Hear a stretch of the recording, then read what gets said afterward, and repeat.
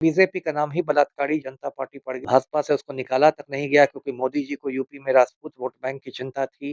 2019 में कुलदीप सेंगर को इस मामले में उम्र कैद की सजा दी है। कुलदीप सेंगर मामले में आज सुप्रीम कोर्ट में सुनवाई है। क्या कुछ होने वाला है इसको लेकर बात करेंगे। हमारे साथ बात करने के लिए पूर्व आईपीएस अमिताभ दास सर हैं। सर, आज सुनवाई होनी है। जी, जी। आज का दिन बहुत महत्वपूर्ण है जी, क्योंकि आज सुप्रीम कोर्ट ऑफ इंडिया में कुलदीप सेंगर की ज़मानत पर सुनवाई हो रही है।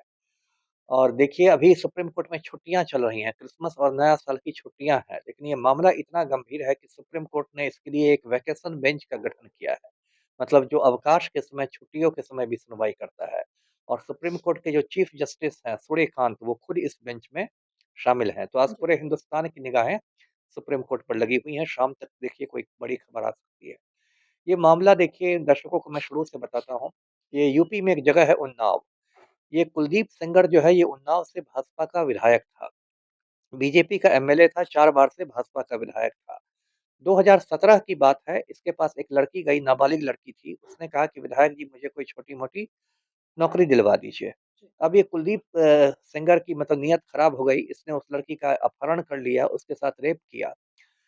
और उसके बाद जब वो लड़की गई थाना में मामला दर्ज करने के लिए, तो जैसा कि पुलिस का होता है, उसने डाँट-डपट के उसको भगा दिया।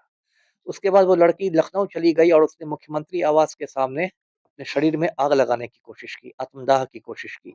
जब ये मामला बहुत मीडिया में आया तब जाकर पुलिस ने एफआईआर किया। उसके बाद ये सिंगर इतना बड़ा गुंडा है कि इसने उस लड़की के पिता को पुलिस से उठवा लिया और थाने में लड़की के पिता की इतनी पिटाई हुई कि उसने दम तोड़ दिया। मतलब लड़की के पिता की भी हत्या हो गई।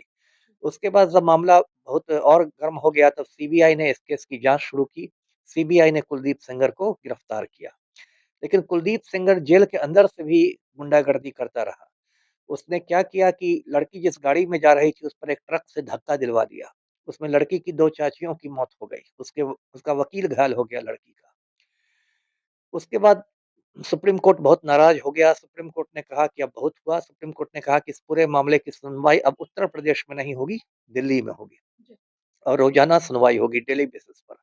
तो दिल्ली की एक निचली अदालत ने 2019 में कुलदीप सेंगर को इस मामले में उम्र कैद की सजा दी, आजीवन कारावास, है ना? और इस मामले में पोक्सो कानून भी लगा हुआ था।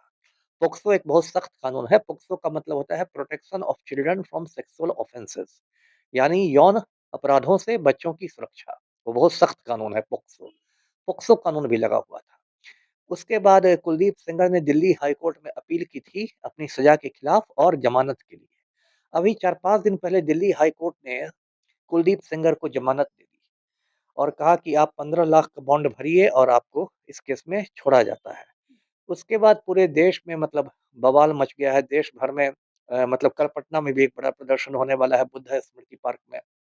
देश भर में प्रदर्शन होने लगे, दिल्ली में जंतर-मंतर पर प्रदर्शन हुआ। वो जो पीड़िता है, लड़की है, वो अपनी माँ के साथ बैठ गई इंडिया गेट पर धरना पर, उसको पुलिस ने हटाया वहाँ से।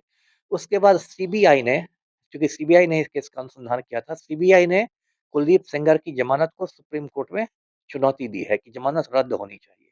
और आज यानी 29 दिसंबर को सुप्रीम कोर्ट में इसकी सुनवाई है। 3 जजों का बेंच है, उसमें चीफ जस्टिस सूर्यकांत हैं, एक जस्टिस जेके माहेश्वरी हैं और जस्टिस ऑगस्टीन जॉर्ज मसीह हैं।